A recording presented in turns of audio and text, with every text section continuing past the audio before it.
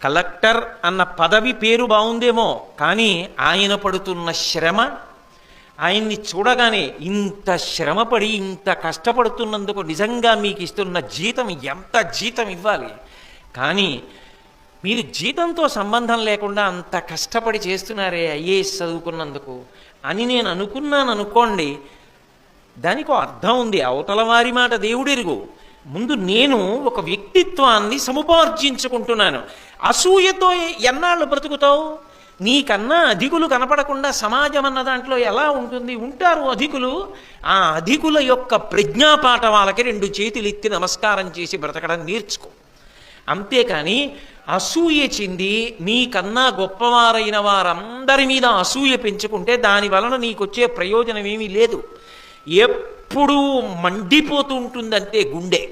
దాని వలన పొందే అది ఇంకొంచెం బాగా పెరిగి పరిణితి చెందిందనుకోండి, ఏదో బ్రహ్మరాక్షసైంది కురుపు అంటారే, అలా అదొక క్రోధానికి వెళ్ళి క్రోధము ప్రతీకార ధోరణి పొంది అవతల వాళ్ళు బాధపడేటటువంటి అకృత్యములకు పాల్పడతావు.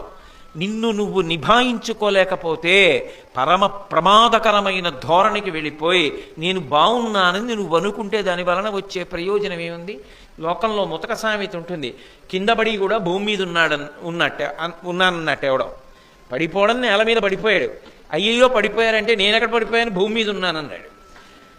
అంటే తప్పు చేసి కూడా అది తప్పు కాదని సమర్థించుకుంటే ఇహ జీవితంలో వృద్ధిలోకి రాడు. కనీసం చేసిన తప్పని ఒప్పుకోవాలి. అందుకే దీనికి మూలకందం మనిషిలో ఎక్కడుంది అంటే అసూయ. అసూయ అత్యంత ప్రమాదకరం.